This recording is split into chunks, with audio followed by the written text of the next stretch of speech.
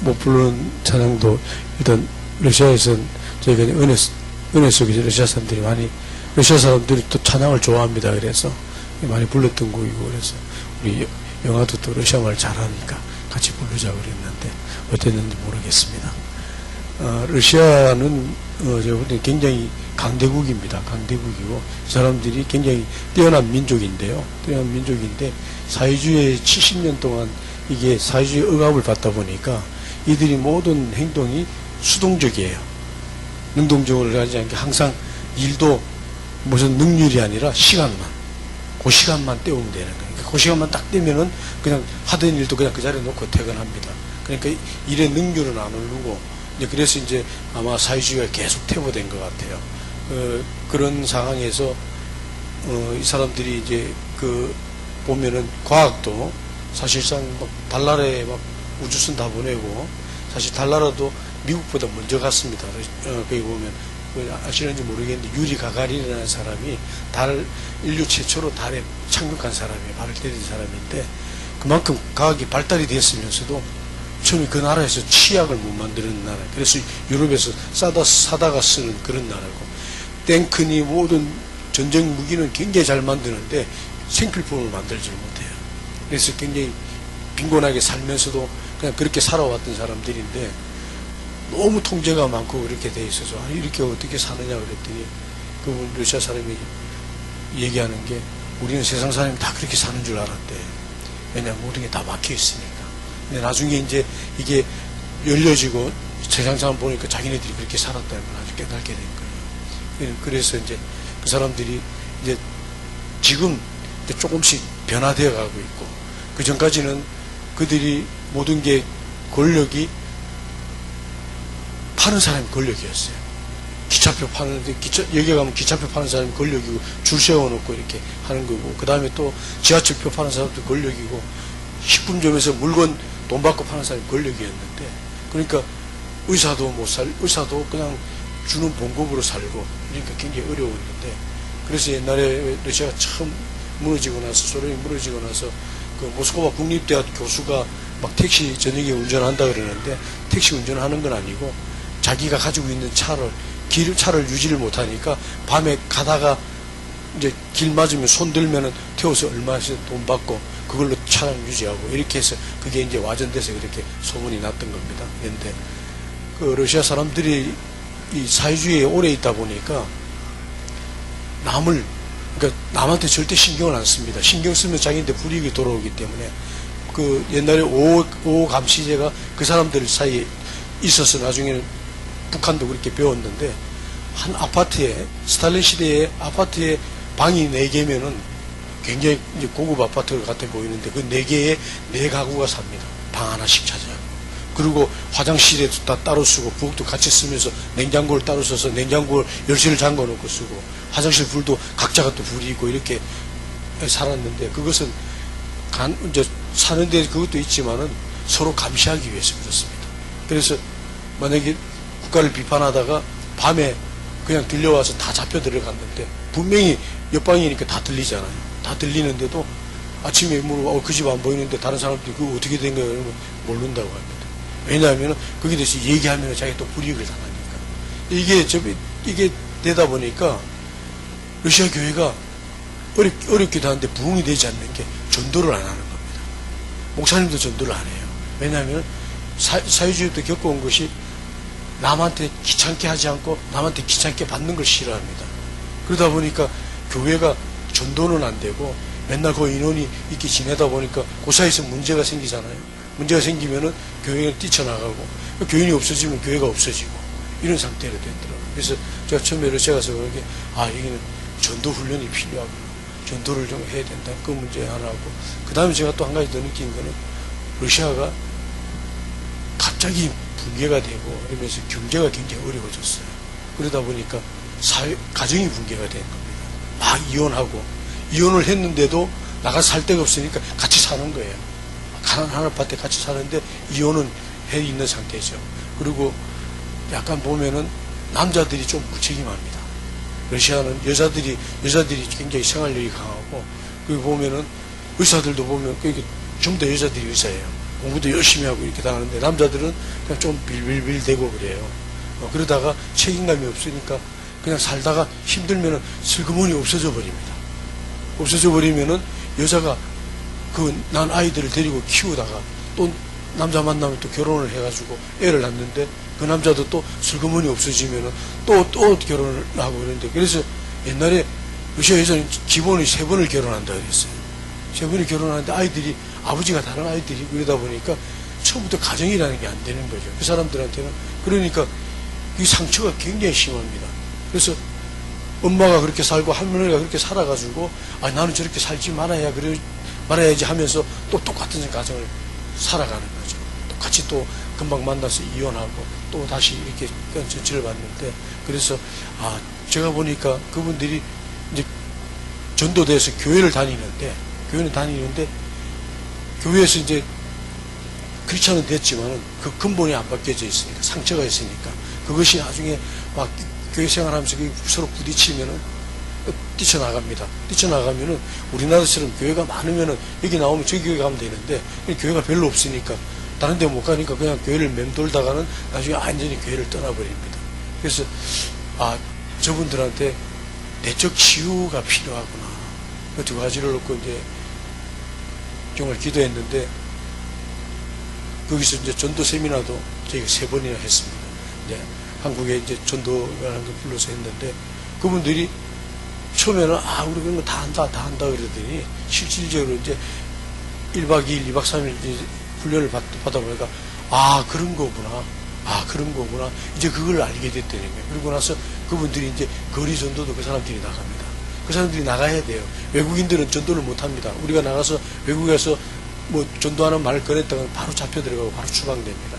그렇기 때문에 그들이 이제 전도를 해야 되기 때문에 이제 전도 세미나를 통해서 전도의 필요성을 이제 알게 되고, 그 다음에 이제 치유 사역도 우리가 올해 기도하는 중에 7년 동안 기도했는데, 그분들이 이제 여기 한국의 치유 사역자들하고 이렇게 연결이 돼가지고 4년 전부터 그 치료가 들어갔는데, 일단 치료가 들어가니까 그분들이 이렇게 쭉, 제일 많은 상처가 뭐냐면은 러시아 사람들이 아버지에 대한 상처입니다. 아버지가 없든지 아버지가 떠났든지 하기 때문에 아버지한테 버림받았다는 상처가 굉장히 심해요.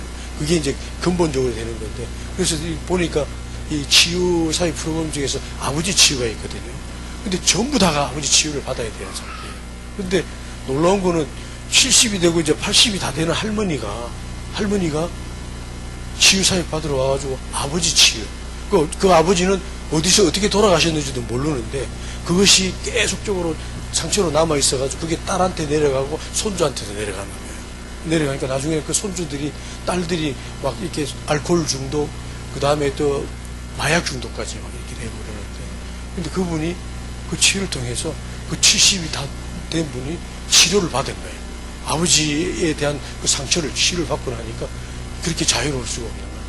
아주 기쁨으로 이렇게 되고, 그래서 지금 이제 그 일이 일어나고 있는데, 저희들은 그렇게 되면은 그들이 정말 크리스찬으로서 건강하게 이렇게 자라나갈 수 있다고 이렇게 생각을 합니다. 그래서 그 일을 계속하고 있고요.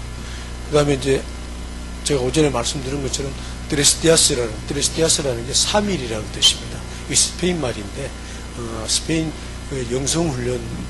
영성훈련인데, 뭐 프로그램은 우리가 교회에서 하는 거 다 그대로 하는데 그 대신 이제 그 프로그램이 알려지지 않고 그냥 처음부터 이제 들어가서 그 프로그램 속에서 3일 동안 지내는 사이에 자기가 자기의 문제를 발견하는 거죠. 주님하고 만남을 갖는 거죠. 그러니까 어떤 사람이 어떤 프로그램에서 만날지 모르는데 3일간은 프로그램이 진행되고, 나중에 그들이 이제 이렇게 만났다고 고백하는데, 저 같은 사람들이 많이 나오는 거죠. 전혀 정말 믿음도 없고 막 이렇게 됐던 사람이 정말 하나님이 그걸 만나게 되고, 그렇게 해서 회심되고 변화된 사람들이 굉장히 많습니다. 그래서 하는데, 저희가 러시아에서는 왜 하게 됐냐면은 러시아 사람들이 이 프로그램 잘 맞아요. 어떻게 보면 우리나라 사람들보다 더 잘 맞는 것 같아요. 그러니까 일단 찬양을 좋아하고, 문화민족이다 보니까 찬양을 좋아하고, 그 다음에 무슨 그 연극이나 뭐 이런 것도 굉장히 좋아하고, 그 다음에 발표력도 좋아요. 사회주의에 있는 사람들은 보면은 그런 걸 훈련을 시키잖아요.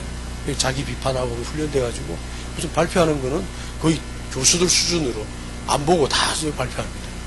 그렇게 돼서 그분들이 그래서 아마 폭발적으로 그들한테 잘 이제 인정됐고 했는데, 이제 이것이 저희가 모스크바에서 하게 되니까, 모스크바에는 그 인근에 있는 사람들이 그나마도 모스크바 쪽으로 와서 일자리를 하기 위해서 옛날에 소련 시대 때 있던 게 열 몇 개국으로 다 독립이 돼도 모스크바로 와서 일을 합니다. 그래서 각 시아의 국가에서 글로 와서 일을 하는데, 2005년도에 몰도바라고 있습니다. 몰도바라는 나라가, 그것도 옛날에 소련 땅입니다. 소련 땅인데 거기 어디에 있냐면 우크라이나하고 루마니아하고 사이에 딱 끼어있는 조그만 나라입니다. 조그만 나라고 유럽에서 가장 못 사는 나라, 유럽에 처해서 있으면서 아프리카보다 못 사는 나라라고 이렇게 되어 있는데, 이게 못 살 수밖에 없는 게, 가보니까 나는 게 포도밖에 없더라고요. 포도밭이 있는데, 그래서 몰도바 포도가 유명한데 포도밖에 그게 없으니까 굉장히 힘든 거죠. 소련 시대에는 서로 이제 국가에서 책임져서 그 나라 그 지역마다 특산물로 서로 교환하고 이렇게 됐는데, 그거밖에 없으니까 살기 힘든 나라인데, 그러니까 그 사람들이 많이 국내에서 살 길이 없으니까 다른 나라에 가서 남자들은 노동일하고 여자들은 파출부하면서 돈을 벌어서 가족한테 보내줘야지 가족들이 살아갑니다. 그런 몰도바인데, 그때 몰도바 두 청년이 모스크바에서 드레스티아스를 받으러 왔어요.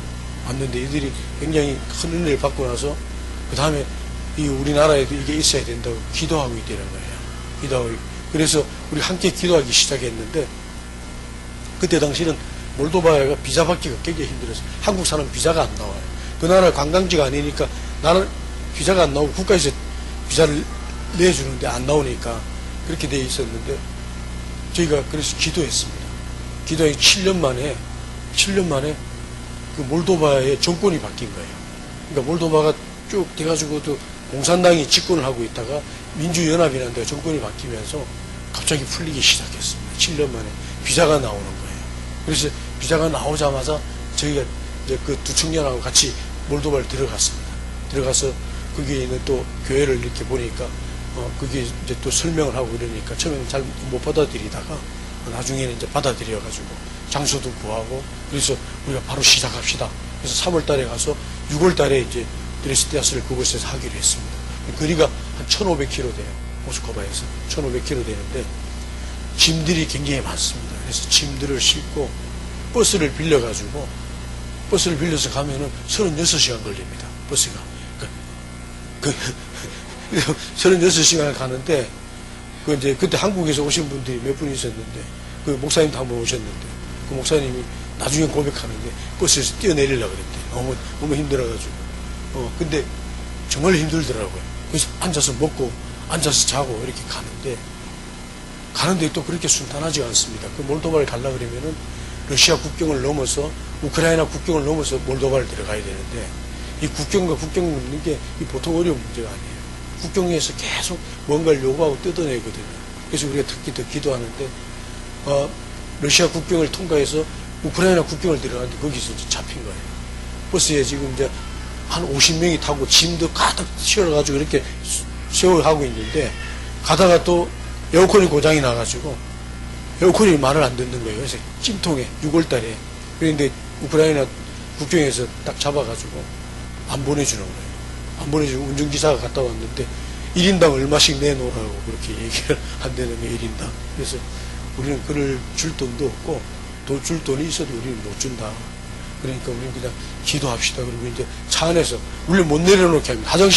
화장실 겨우 막 힘들면 그때 화장실 하나 보내주고 차 안에서 못 내려놓게 하니까 에어컨 고장난 차에서 땀 뻘뻘 흘리면서 부흥하는 겁니다. 기도하는 거예요. 주님, 우리가 이렇게 어려운 상황에 있으면 우리를 바꿔주십시오. 막 기도하고 막 땀을 뻘뻘 흘린 상태에서 아멘하고 찬양하고 딱 끝났는데 갑자기 하늘이 시커머지는 거예요. 멀쩡하던 하늘이 검어지더니 6월 달에 우박이 떨어지는데, 진짜 얼마나 큰 우박이 떨어지고 우두두둑 떨어지기 시작하니까 차들이, 이제 위에 지붕이 있는 차는 이제 밑에 들어가 있으면 안 맞는데, 바깥에 줄 서 있는 차들은 우리를 못 보내니까 다른 차들도 계속 못 보낼 거 아닙니까? 줄 서 있는데 그 사람들이 난리 난 거예요. 조그만 승용차 나오면 위에 빵꾸 날 것처럼 그렇게 보여요.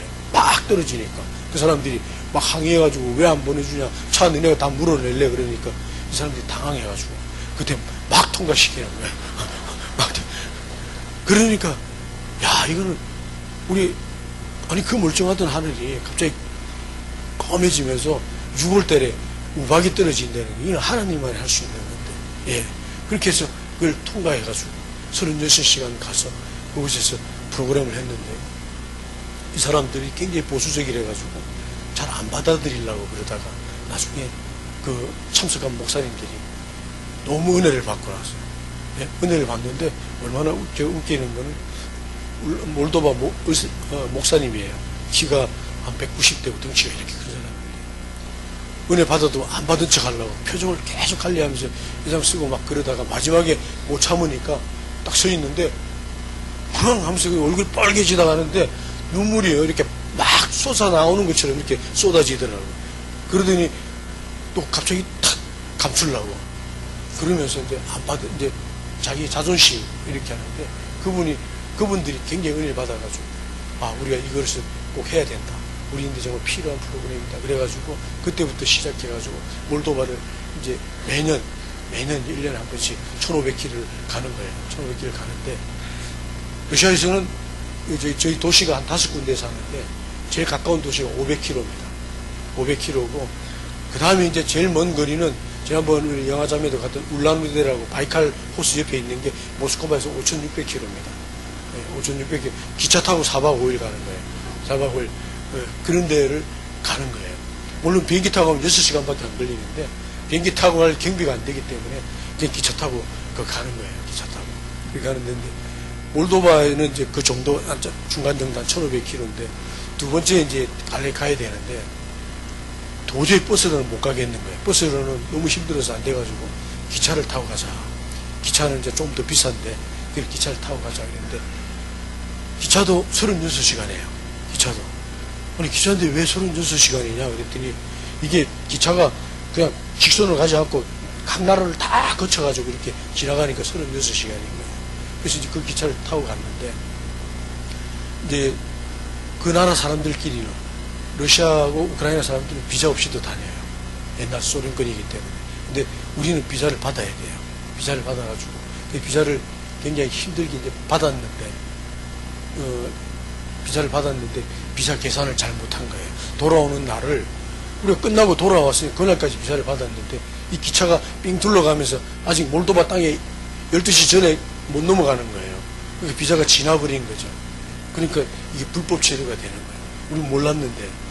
그래서 이제 그 몰도바에 있는 선교사님이나 그분들이 그걸 바꿔보려고 막 뛰어다녔는데 못 바꿨어요. 못 바꾸고 가다가 걸리면은 뭐 그냥 끌려 내려오는 수밖에 없다. 그렇게 되는데 그러니까 비행기 타고 가라고. 비행기 타고 가면은 문제가 없으니까.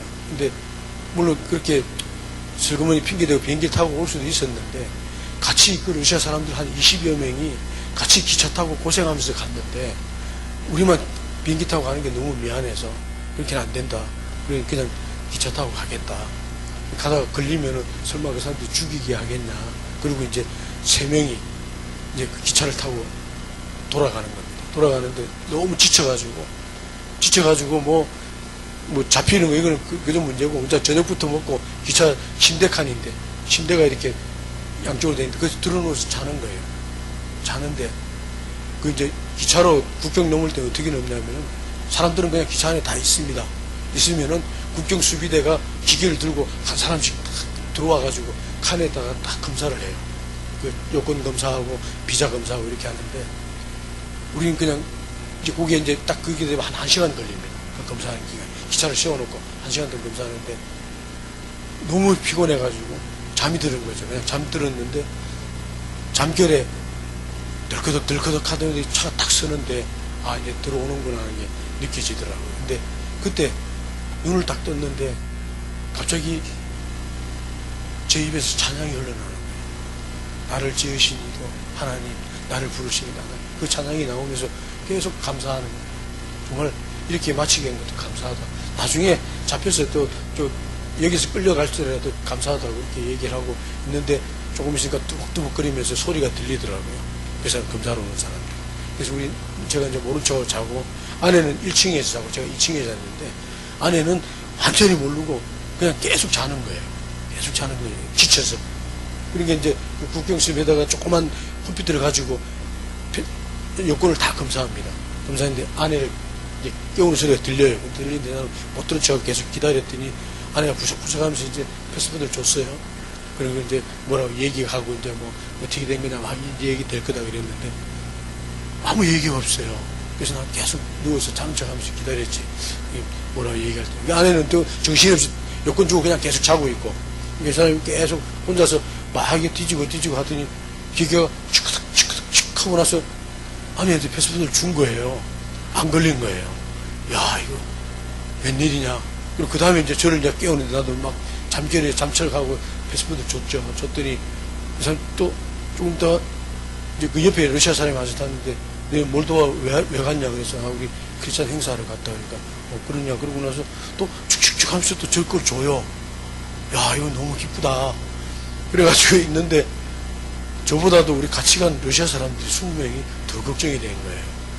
우리는 이거 설마 죽이게 하겠어 그런데 이 사회주의에서 산 사람들은요 그런 불법이 되고 뭐 걸렸다 그러면 굉장히 크게 그거 하는 줄 알고 무슨 겁을 먹고 있는 거예요. 그래서 60 먹은 할머니가 우리랑 같이 갔는데 그 할머니가 우리가 이제 딱 지나가니까 그분이 우리 잠자리로 와가지고 아내가 자고 있는데 아내 배우에다가 홀썩거리면서 머리를 박고 막 우는 거예요.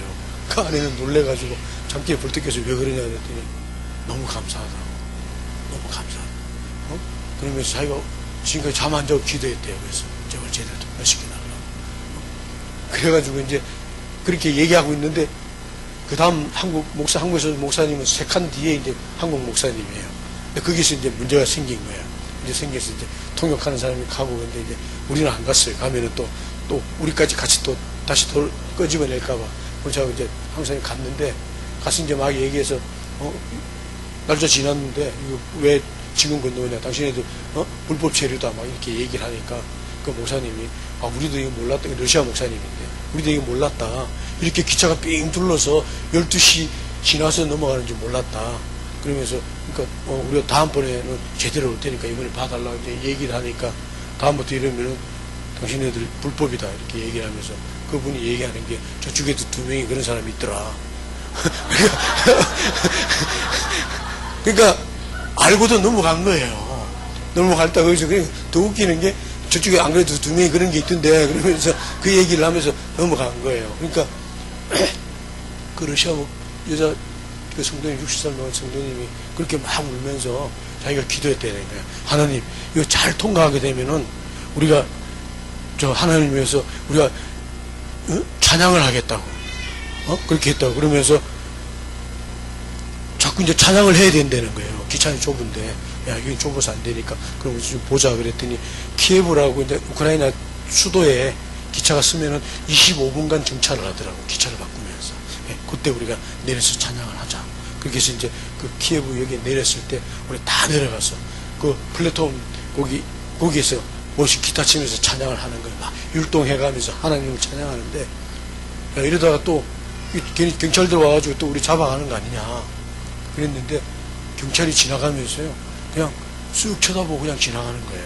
그리고 그 주위에 있던 다른 사람들이 우리를 뭐 저런 사람들이 있어가 아니라 정말 굉장히 부러워하는 눈초리로 막 구경하고 기차 안에 탄 사람들은 창으로 우리를 쳐다보고 그런데 거기서 우리가 막 같이 율동하면서 그 찬양을 했던 기억이 납니다. 그런 것들이 하나님이 정말 그때 그 어떤 사람을 만나게 하느냐인데 그분 좋은 사람을 만난 거예요.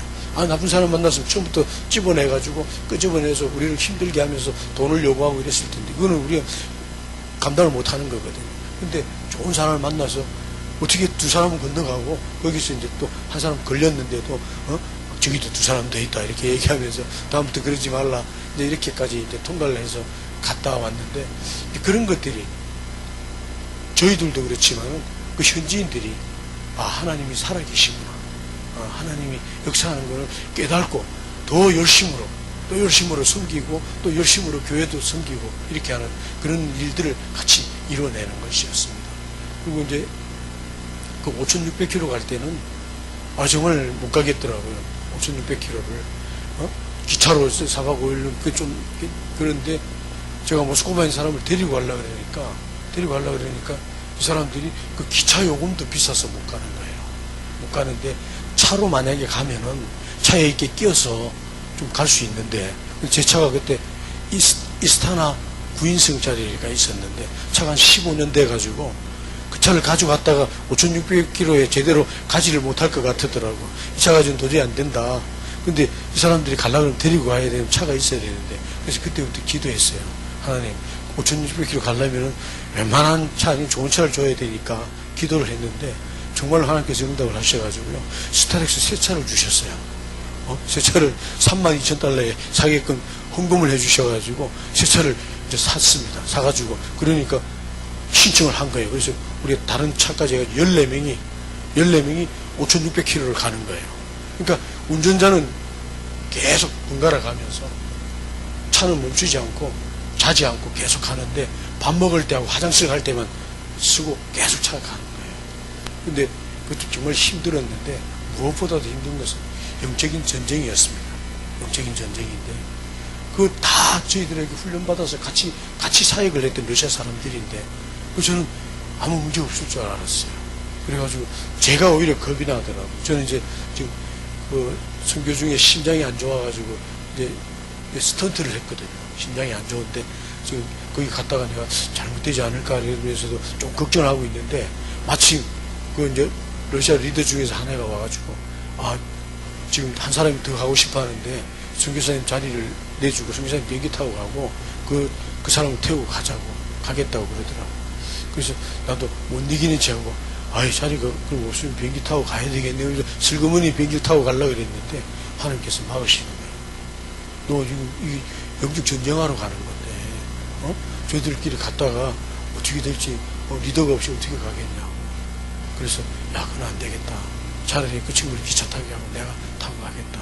그랬는데 정말로요, 4박 5일을 가면서 그렇게 열심히 같이 형제처럼 사역했던 사람들인데 거기서 전쟁이 일어나기 시작하는 거예요. 서로 막 다투고, 아무것도 아닌 거 가지고 다투고 막 일어나는데, 정말 내가 안 왔으면 어떻게 됐을까. 그러면은 또 붙들어다 놓고 밥 먹고 나서 또 찬양하고 막 기도하고 그러고 가는 거예요.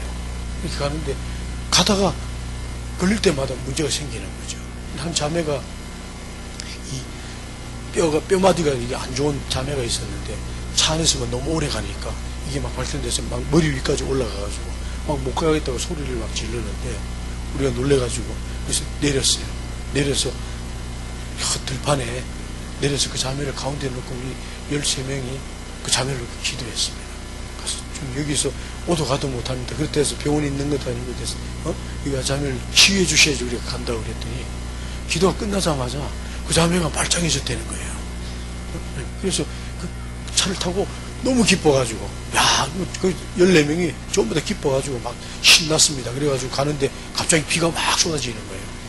그래가지고 저녁에 주유소에서 기름 넣고 밥을 먹어야 되는데, 우리가 이제 경비를 아끼기 위해서 가다가 식당에서 밥을 먹을 수 없으니까 차에 조그만 냉장고를 실어가지고 음식을 가져갔어. 근데 비가 오니까 어디 먹을 데가 없으니까 그 차 이렇게 뚜껑 위에서 처마 밑에서 이렇게 대충 밥을 먹고 출발했는데 식중독이 걸린 거예요. 식중독이 걸렸는데 제가 제일 심하게 걸렸어요. 그냥 서 있으면 그냥 물이 줄줄줄 흐르는 거예요. 근데 그렇게 걸린 게 14명 중에서 7명이나 걸린 겁니다. 그 차를 못 가고, 거기는 화장실도 제대로 없어요. 되어놓으면은 숲속에 가서 처리하고 왔다가 또 금방 가야 되고 하는데, 이러다 못 갈 것 같더라고요. 그래서 제가 리더들을 모아놓고 밤 12시가 됐는데, 이거 안 되겠다. 얘네들 나를 두고 가라. 안 그러면 지금 우리는 가서 시간 내에 도착해서 행사를 해야 되는데, 이렇게 하면 행사가 안 되고, 지금 내가 내일 제일 심하니까 나를 두고 먼저 출발해라. 그럼 내가 날이 밝은 대로 어떻게든 병원 찾아가서 치료받고 내가 따라가겠다. 그랬더니 이제 리더들이, 그래도 어떻게 그럴 수 있냐. 다른 사람도 아니고 선교사 이 지리도 모르는데 지금 시베리아 쪽에 여기다 두고 어떻게 가냐. 그러면서 일단은 우리가 가보는 데까지 가보다 정말 안 되면 그렇게 하시자고. 그래서 그래, 그럼 우리 먼저 기도부터 하자. 이렇게 해서 모여서 주유소 옆에서 기도를 하는데, 우리 7명이나 되는데, 특히 제가 지금 굉장히 심하니까 기도를 하는데 누가 배를 살살 이렇게 만져주는 거예요. 왜 우리가 배 타려면은 어머니나 할머니들이 배를 이렇게 약손에서 만져주잖아요. 누군가가 제 배를 계속 만져주는데 그 주님의 손길이라는 걸 알게 됐습니다. 아, 이제 나섰구나. 나섰구나. 그러고 나서 제가 선포해서, 야, 기도 끝나고 나서 했는데 누가 내 배를 만져줬는데 주님이 만져주고 나섰다. 정말이네. 나섰다.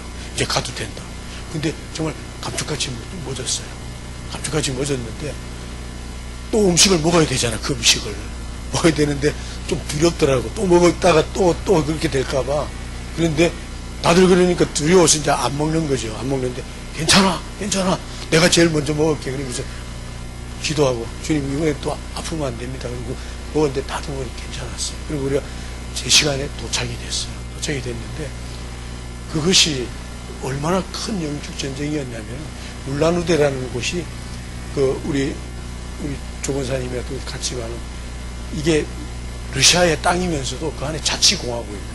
자치공화국이고 브리아트 민족이라는 그 사람들이 자치공화국인데 이 사람들은 그 불교가 굉장히 강해요. 그 안에서 불교가 굉장히 강해요. 그래서 그 다니면은 불교가 그냥 도로 옆에 막 뻘겋게 씌어져 있어요. 뻘겋게 씌어져 있고 불교가 그 미신이 강하고 막 이런 게 되어 있으니까 영적으로 엄청나게 기독교인들이 거기서 짓눌려 있는데 저희가 이제 그걸 하러 간다 그러니까 가만 내버려두질 않는 거죠. 그런데 우리가 이기고 갔더니 놀라운 역사가 일어났습니다. 그날 그 행사에서 그 사람들이 다 바뀌기 시작했어요. 다 바뀌기 시작하고 정말 그들이 간증한 대로 그렇게 돼서 지금 거기서 2년하고 이제 3년째 요번에 또 하게 됩니다. 하게 되는데 한국에서 이제 비행기 타고 오고 저희들도 이제 비행기를 타고 갔다. 5,600km를 너무 힘들어가지고 갈 수가 없어요.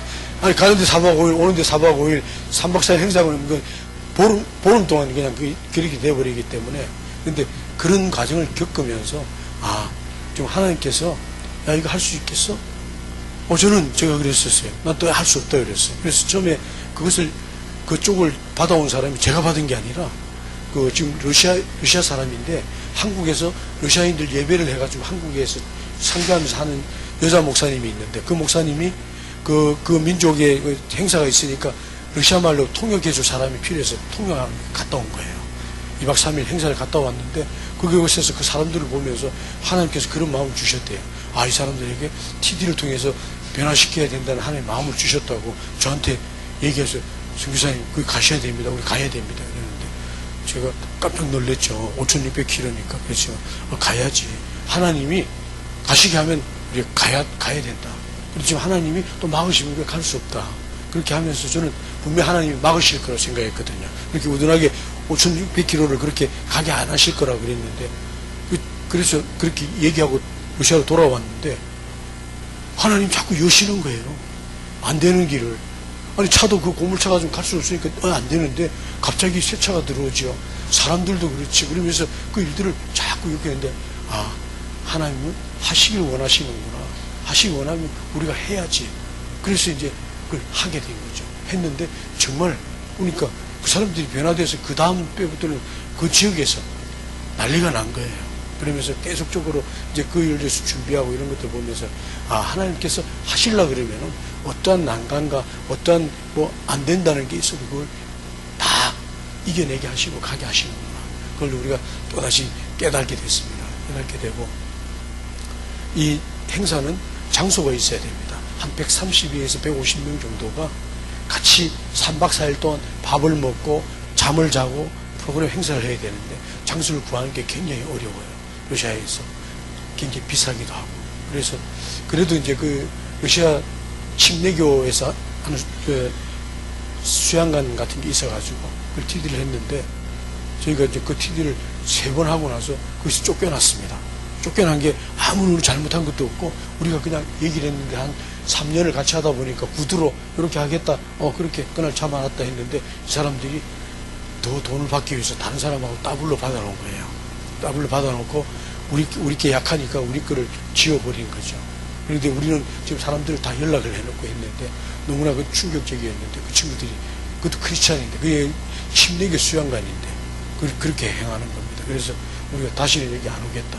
그리고 돌아오면서 그때 결심한 게 이거 우리가 이렇게 많은 사람들이 이걸 통해서 변화되는데 장소가 없으면 이것도 아무것도 아니구나. 장소가 없으면 열지를 못하면 끝나겠구나. 그래서 그때부터 기도하기 시작했습니다.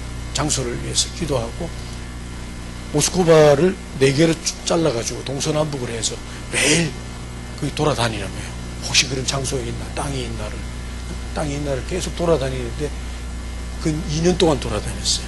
2년 동안 가다가 막 길이 없는 데 들어가가지고 거기서 못 나올 뻔도 하고 이렇게 된 그런 어려운 상황에서도 2년 동안 돌아다녔는데 그래도 없는 거예요. 그래서 이거 안 되나 보다 하고 있는데 겨울에 2월 달에 갑자기 주님께서 막 당구치듯이 가라 그러는 거예요. 그게 어디냐면은 러시아 목사님이 지금 교회 세우는 장소가 있는데 그 목사님이 이제 이 은혜 받고 우리 그 장수지의 땅을 조금 기증하겠다. 당신의 그 사무실로 하게끔 기증하겠다 했는데 그 땅 주는 거 가지고는 되지가 않거든요. 그래서 감사하다. 뭐 정식으로 받겠다. 그런지 그건 부족하다. 이렇게 하고 있는데 그 땅을 자꾸 가라는 겁니다. 그 땅을. 그래서 그 원래 그 겨울에는 눈이 많이 오면 차가 못 들어갑니다. 못 들어가는데 워낙 강압적으로 가라 그러시니까 막 어렵게 운전해서 갔어요. 가서 그 러시아 목사님 교회 짓는데 가서 딱 보니까 넓은 틀이 보이는 거예요. 그 전에 그렇게 다니면서 봤는데 못 봤는데 보이는 거예요. 저 땅이 있었구나. 그래서 이제 목사님한테 저 땅 저건 누구 땅이냐? 이거 잘 모르겠대요. 누구 땅이며 살 수 있는가 좀 알아봐 달라. 그랬더니 알았다고.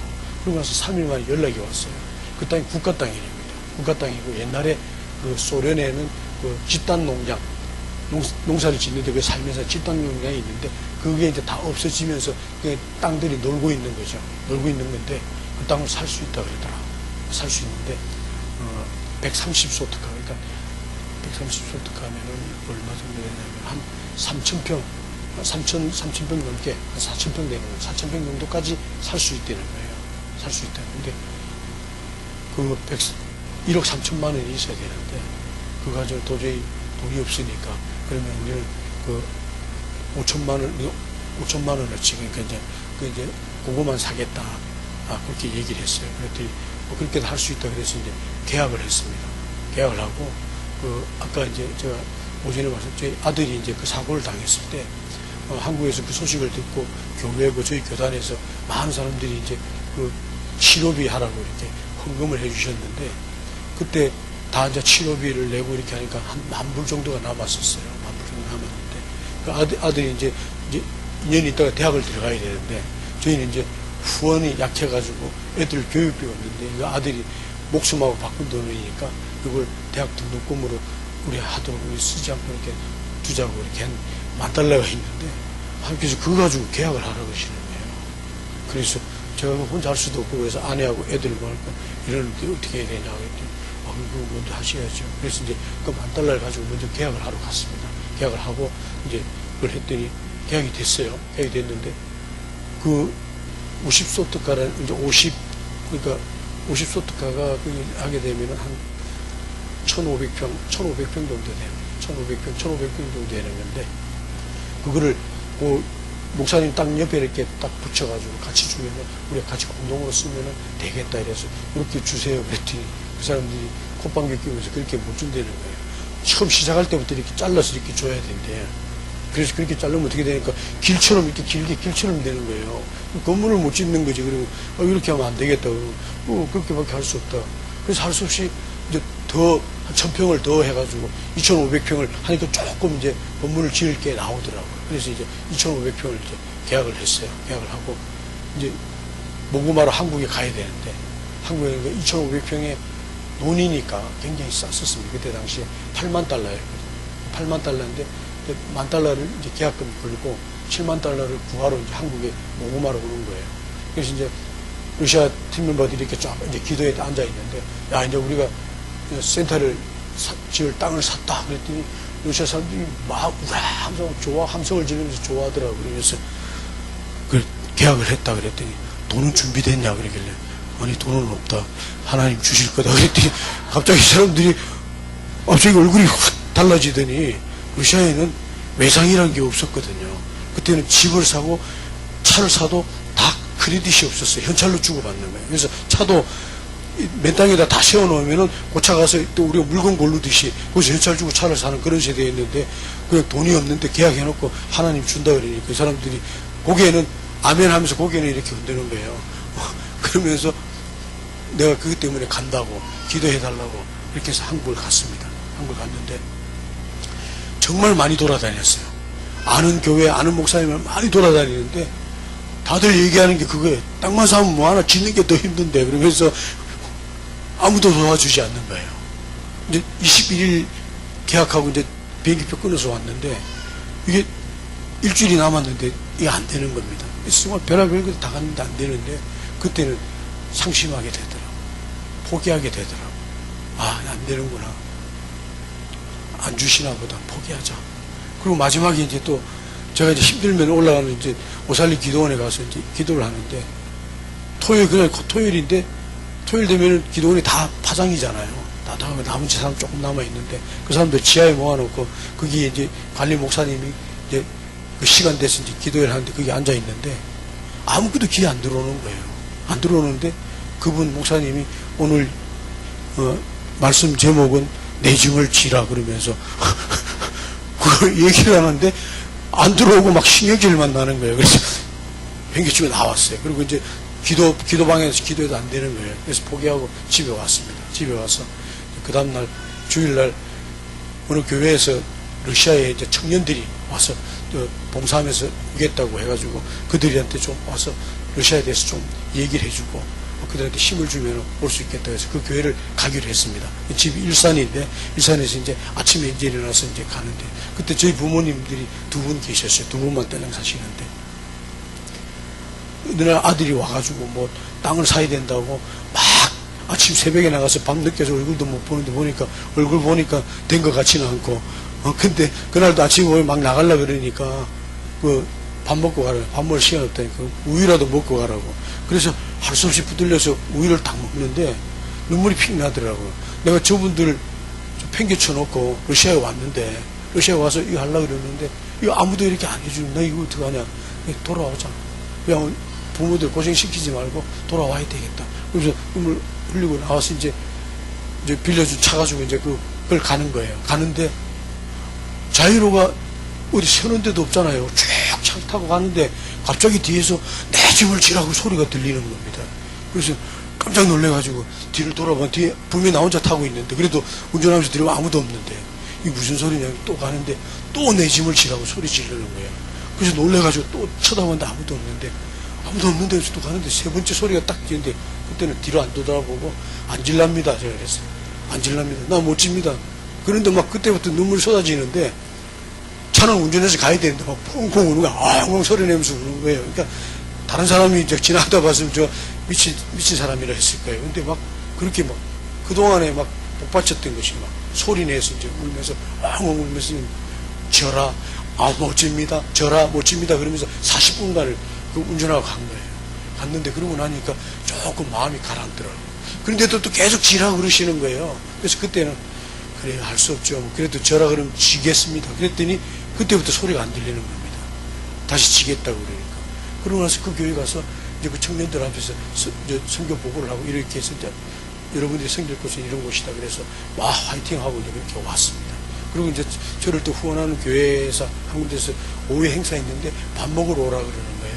그래서 밥 먹으러 인사 들려야 되는데 그 교회에서 또 이제 저희들 후원하니까 갔는데 그 교회는 마침 그 옛날 구성전을 하고 새 그 교회를 지으려고 준비를 하고 있는 거예요. 땅하고 막 준비를 하고 있는데 거기다는 한마디도 말을 못했어요. 왜냐하면은 그 보통 건축 지을 때 보면은 있는 성교비도 다 자르잖아요. 자르는데 괜히 얘기했다가 그 조금 주는 성교비마저 잘릴까봐 아예 얘기도 안 하고 아무 일도 이제 거기다 입도 뻥긋을 안 했는데 그날 이제 점심 먹고 이제 거기 사모님하고 차 마시고 있는데 장로님이 한 분 오셨어요. 와가지고 지금 목양실에서 장로님들하고 목사님들이 지금 기획위원회를 하는데 선교사님 오라 그런다는 거예요.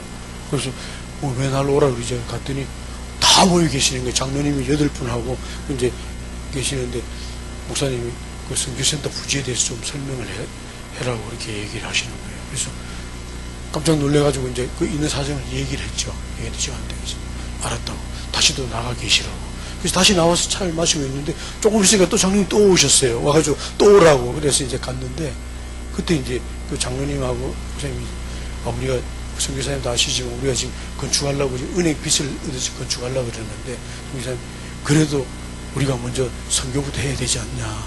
그래서 장로님이 만장일치로 2천만 원을 우리 헌금하기로 했다는데 제가 제 길을 의심했어요. 하나도 아무 일도 안 일어났는데 제가 깜짝 놀란 거예요.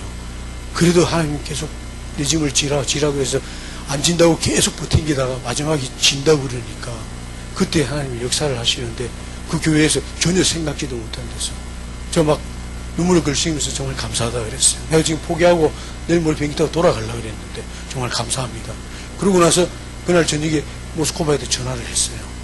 모스크바에서는 계속 아내가 저 혼자만 나왔거든요. 아내랑 애들이 계속 기도하면서 어떻게 됐냐 전화 물어보면 아무 일도 안 일어났어. 그래서 실망하고 있는데 빨리 기쁜 소식을 전해주려고 전화해서 이렇게 2천만 원을 이런 교회에서 하신대. 그랬더니 아내가 얘기하기를 지금 아까 제가 몰도바 청년 얘기했잖아요. 그 사람들은 몰도바에 있으면서 거기에 노동일을 합니다. 노동일 해가지고 제 어머니 애들 먹고 살려고 이제 생활비를 보내는데 어떤 노동일을 하냐면은 피아노 옮기는 일을 해요. 그 돈을 더 주니까. 근데 러시아에는 이 엘리베이터가 코딱지만 합니다. 3명 탈 수 있는. 피아노가 그게 안 들어갑니다. 지고 올라가야 돼요. 그러니까 돈을 더 받는데 애가 거의 건강한 청년인데 거의 죽기 일보 직전인데요. 그 친구가 자기 그 피아노 들어서 버는 돈을 헌금하겠다고 집을 찾아온다 그랬다는 거예요. 그러면서 거기서 자기네 한 달 생활비에 300달러면 한 달 생활비인데 그걸 헌금을 했다는 겁니다. 바로 그날. 그리고 그날 이후로 헌금이 들어오기 시작하는데 정말 거짓말처럼 들어왔습니다. 들어와가지고 계약금까지 해가지고 6만 달러가 된 거예요. 2만 달러가 부족한데. 그래서 이 2만 달러 때문에 다시 비행기를 연기를 시켜야 되나 이렇게 하고 있는데 모스크바에서 전화가 왔어요. 모스크바에 이제 그 광림교회라고 있는데 거기에 이제 교회도 있고 땅도 있고 그런 데인데 거기에 우리가 사무실이 있는데 그 목사님이 이제 제가 이제 모고마로 나간 줄 아니까 이제 그것 때문에 전화한 게 아니고 제가 그 낡은 이스타나가 있는데 모스크바에서 선교 대회를 하는데 가족들이 많이 오니까 큰 차가 필요한데 언제 들어오냐고 들어와서 좀 봉사 좀 해달라고 그런데 그러면서 모금은 어떻게 됐습니까? 물어보더라고요. 그래서 제가 지금 6만 달러는 됐는데 아직 2만 달러가 안 됐습니다. 그랬더니 이 목사님이 깜짝 놀라는 거예요.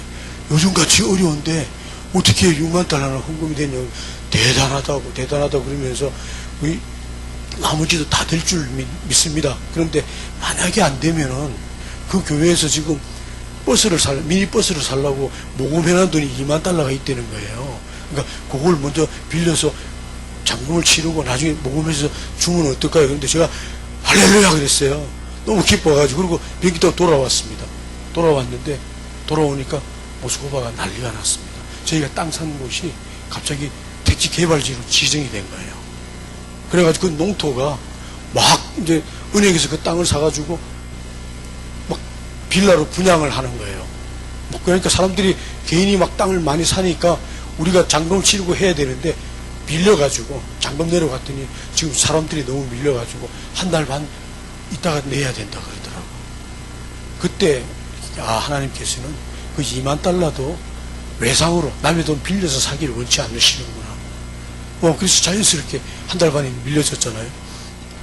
러시아 우리 같이 그 봉사자들은 어떻게 됐나 기대 반 염려 반 하면서 이제 모여서 어떻게 됐어요? 그러니까 6만 달러가 모금이 됐는데 2만 달러가 지금 부족해서 빌려야 되는 상황입니다. 그러니까 러시아 사람들이 다 뒤집어지는 놀라는 거예요. 그 짧은 시간에 어떻게 그렇게 되냐? 이거는 정말 하나님이 역사하는 거구나. 그럼 그때부터 러시아 사람들이 헌금하기 시작하는 겁니다. 교회마다 헌금하고 개인이 헌금하고 그러면서 그 2만 달러를 러시아 사람들을 통해서 채워가지고 인도하게 하셨어요. 그래서 거기에 땅을 2,500평을 2007년도에 샀습니다. 2007년도에 샀는데 그렇지 하면은 바로 이제 짓는 줄 알았어요. 그래서 짓는 줄 알았는데 그게 농토기 때문에 건물을 지을 수가 없다는 거예요. 그래서 이제 건물을 지으려면은 그 개발 부담금을 내고 그래서 땅을 바꿔줄 테니까 지으래요. 그래서 얼마를 내야 되냐 그러니까 그 사람들이 얘기하는 거 땅값보다 더 비싼 돈을 2억 원을 내놓으라 그러는 거예요. 그래서 깜짝 놀래가지고 우리는 그런 돈도 없지만은 있어도 줄 수 없다. 그러니까 그냥 우리 기도하겠다고. 그때부터 기도했어요. 우리가 땅을 놓고 기도하는 수밖에 없잖아요. 기도를 했는데 그때 러시아에 외환 위기가 왔어요. 2008년도에 외환 위기가 뭐냐면은 은행이 막 부도가 나기 시작하니까 건설회사들이 제일 먼저 은행에서 돈 빌려서 사고 짓고 그다음 분양해서 넘기는데 은행이 다 도산되니까 건설회사들이 같이 넘어지는 거예요. 같이 넘어지니까 거기에 이제 계획했던 것들이 다 전면 백지화 된 겁니다. 백지화 된 거예요. 그래서 2억 원을 요구했던 그 회사들이 다 망한 겁니다. 다 망한 거고 조금 기다리니까 그걸 이제 개인이 가서 할 수 있다는 거예요. 그러니까 수수료만 내고 바꿔줄 수 있다는 겁니다.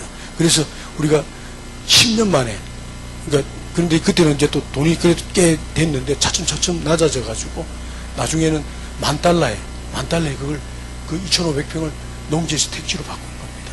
그게 이제 2014년도에 바뀌어졌어요. 2014년도에 바뀌어지고, 그 다음에 이제 2,500평의 건물을 4개 동을 지으려고 그러니까 저는 한 번도 그런 걸 안 지어봤습니다.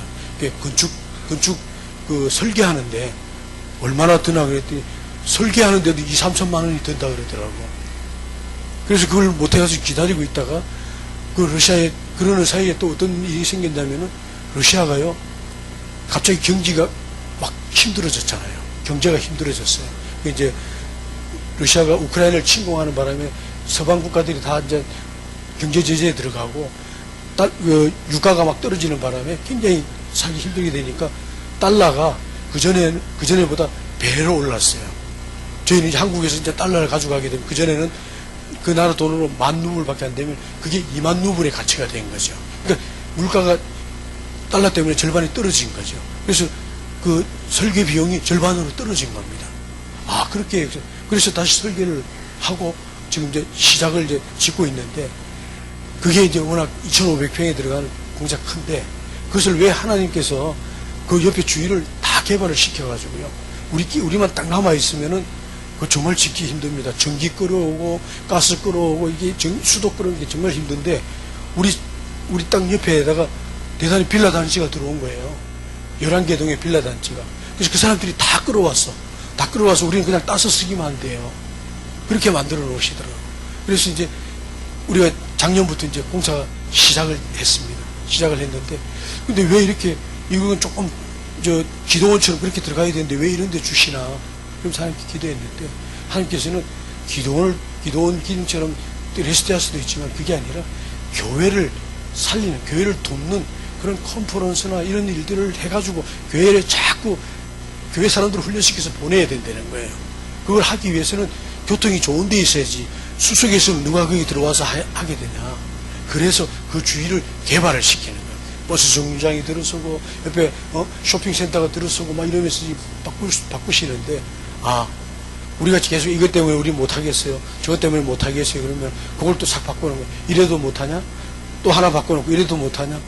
이래도 못하냐? 그러면서 시작을 했는데 저희가 경사는 크지만은 우리가 기도하면서 하겠다. 그 중에서 제일 작은 건물을 먼저 짓고 그 건물이 지어지면은 거기에 저도 들어가 살고 그 러시아 사람들 우리 같이 일할 사람 들어가 살면서 거기서 또 기도하러 와가지고 계속 우리가 기도하면 하나님께서 우리는 지금 능력은 없지만 또 그 돕는 분을 보내셔가지고 그 옆에 또 식당을 짓게 하고 이렇게 해가지고 하실 거다. 그런데 하나님께서 오래 걸리게 하시지는 않을 거다.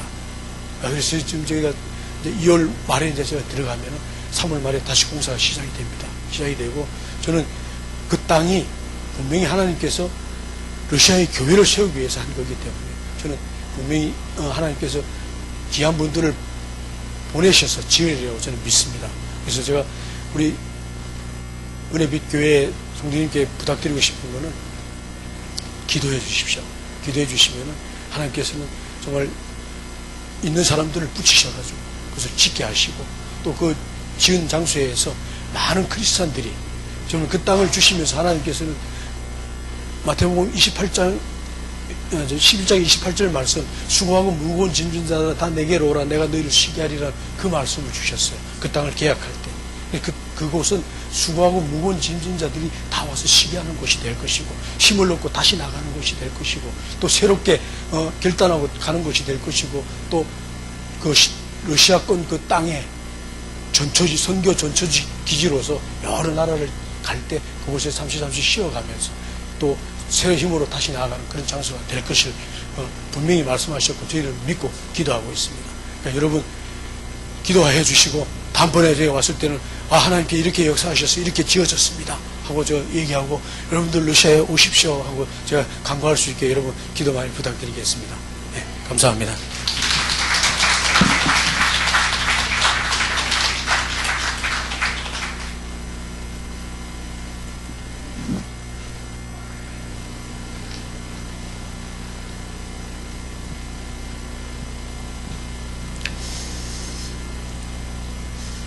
우리 오전에 본문 말씀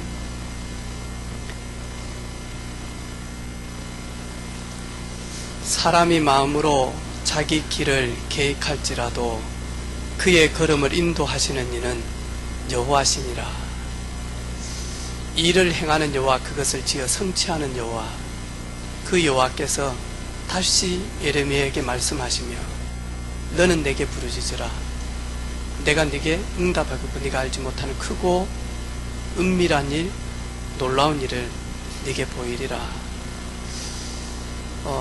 땅끝까지 복음 증거하는 일에, 그 복음 증거하는 그 선교팀들에 가는 모든 걸음 불기둥, 구름기둥으로 하나님이 인도하시는, 그런 인도하시는 그 주님을 찬양합니다. 어느 곳에 있든지 또 무슨 일을 하든지 믿음의 공동체들이 움직이는 그곳, 거기에 하나님의 천명 사명이 있어서 그 러시아 복음화, 그리고 세계 선교, 그 걸음걸음마다 하나님께서 세밀하게 인도하시는 것을 보게 되어져서 감사를 드립니다. 아멘. 역시 우리 선교사님과 선교팀들만 움직일 때 그런 일들만 있냐? 구원받은 하나님의 자녀 한 사람이 가는 그 직장, 그리고 그 캠퍼스, 그리고 그 사업체에도 동일한 하나님의 인도하심과 그리고 돌보심이 있는 줄로 믿습니다. 그래서 이번 한 주간 우리 사랑하는 성도들이 내가 가는 여 직장이 내가 가고 싶든 아니면 원치 않아서 갔든지 간에 그 걸음을 인도하신 분은 하나님이십니다.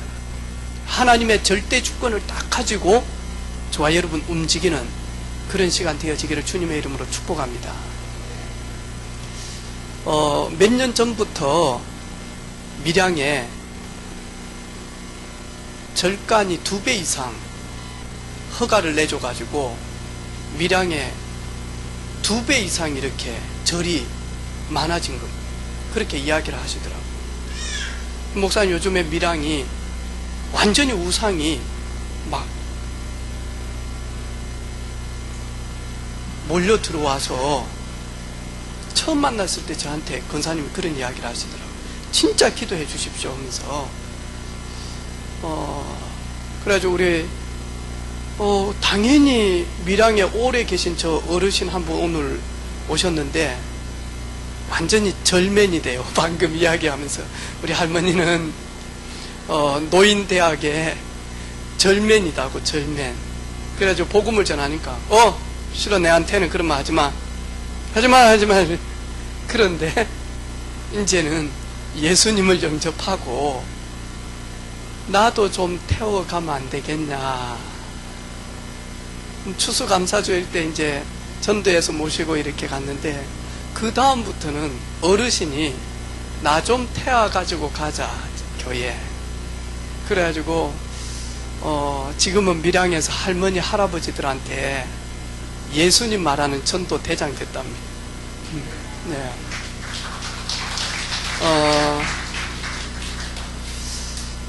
근데 이런 우리 밀양이 되어지면서 이런 일이 처음이답니다. 이렇게 대형 사고가 난 게 이게 어제는 대통령까지 와가지고 이렇게 그 연합 장례장에 이렇게 오셔가지고 이런 국가적인 그런 부분들을 가지고 이렇게 하는데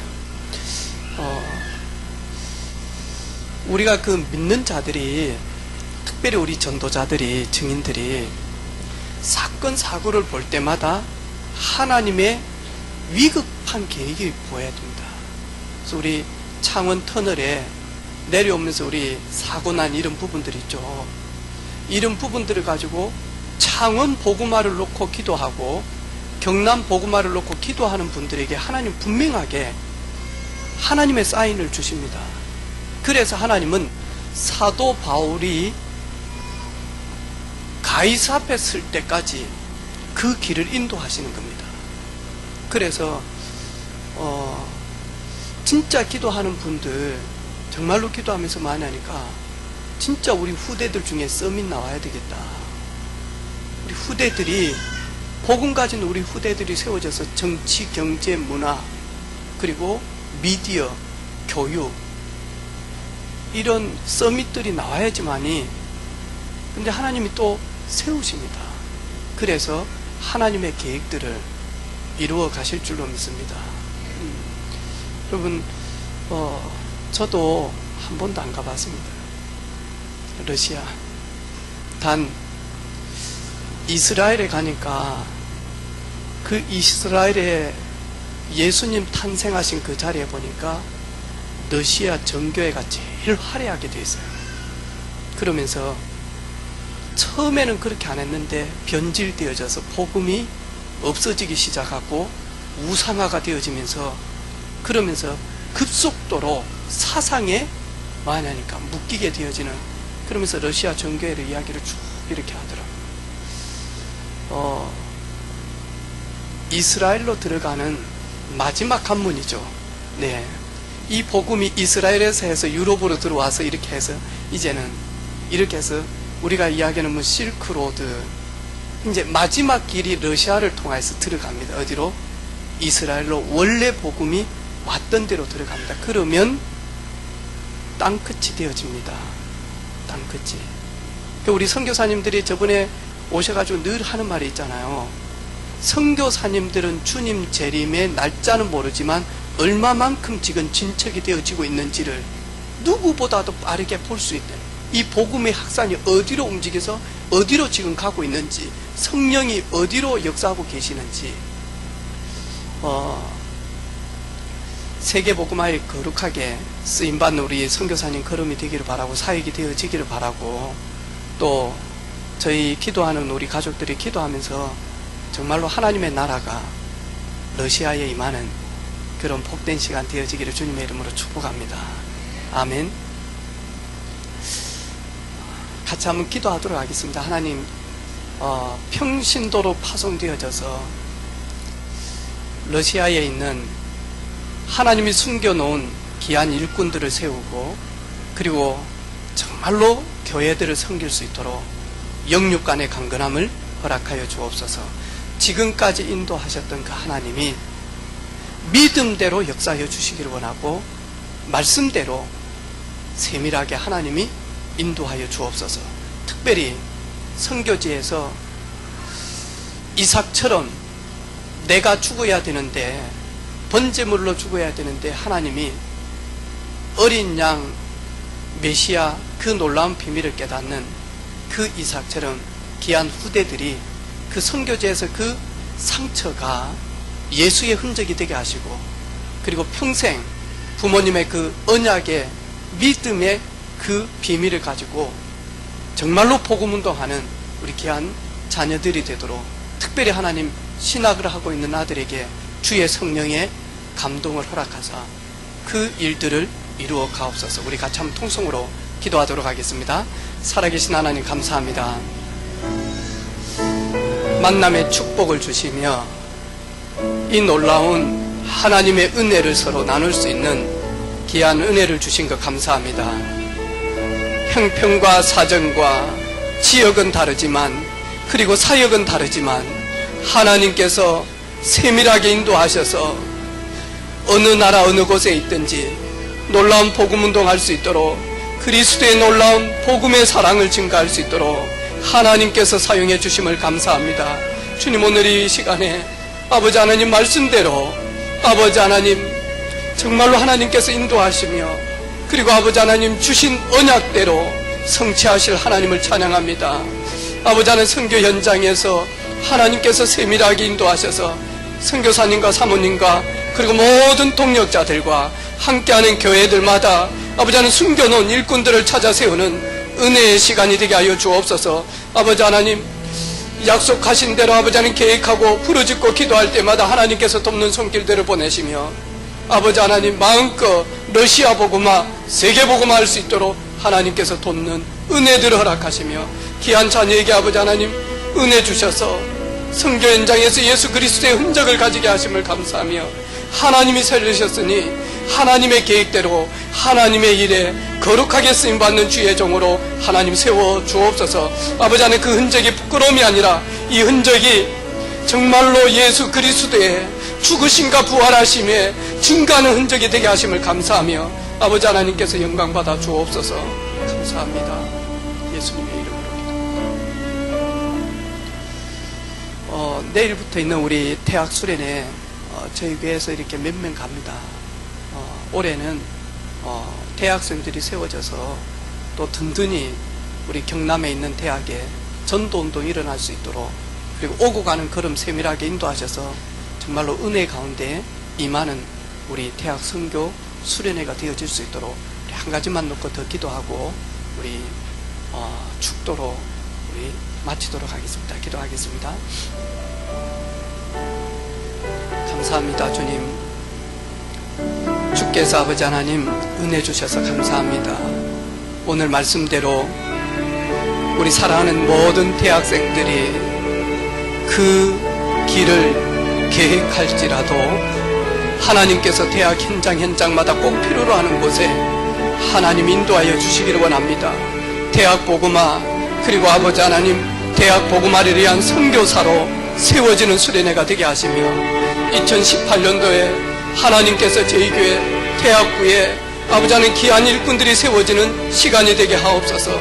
아버지 하나님, 정말로 하나님의 인도 가운데 대학생 때부터 아버지 하나님 영육간이 치유함을 받고 영육간이 인격적으로 하나님을 만나서 미래 아버지 하나님 마음껏 기둥으로 쓰임받는 우리 렘넌트들이 되게 하여 주옵소서. 참석하는 모든 일꾼들이 아버지 하나님 대학 복음화에, 그런 아버지 하나님 세계 복음화에 거룩하게 아버지 하나님 사명 가지고 아버지 하나님 소원하는 귀한 자리가 되도록 주의 성령께서 역사하여 주옵소서.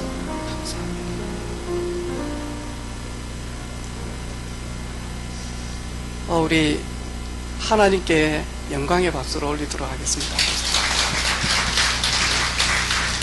우리 무거운 그런 사명을 가지고 가는 우리 선교사님, 또 우리 사모님께 우리 수고하시라고 우리 축복의 박수 하도록 하겠습니다.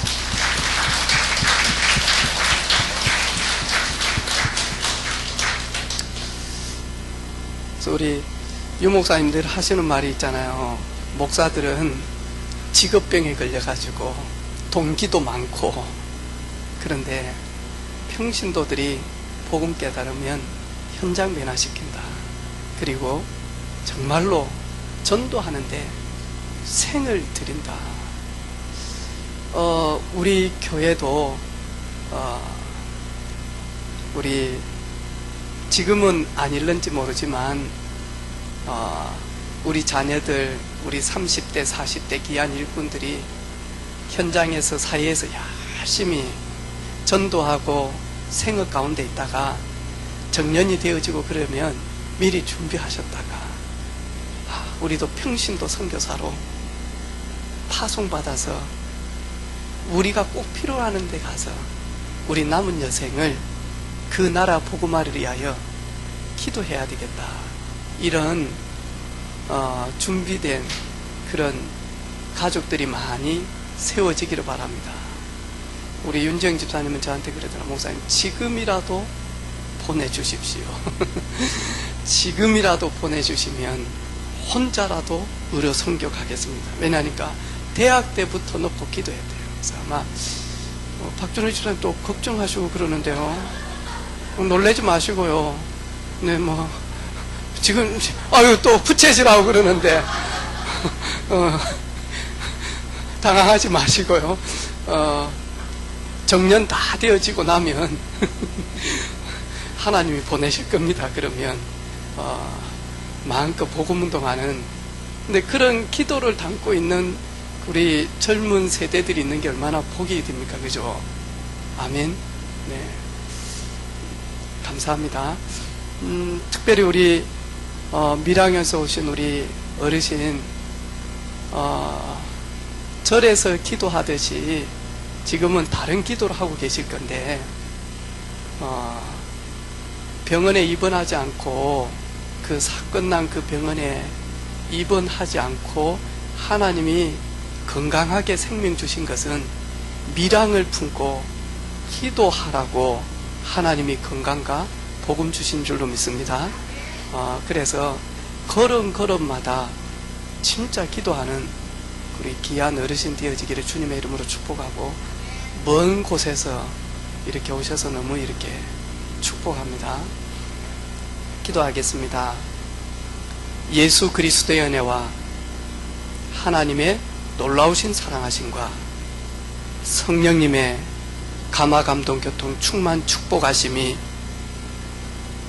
이제부터는 내 계획, 내 뜻만 가지고 살아가는 것이 아니라 내가 계획하고 내가 준비할 때일지라도 나의 걸음을 인도하시는, 나의 생사화복 주관자 되시는 하나님의 인도를 받기를 원하는 사랑하는 모든 성도들 머리 위에 오늘 하나님의 역사하심과 인도하심을 고백한 선교사님과 사모님과 사역지와 사역 위에 지금부터 영원토록 항상 함께 계실지어다.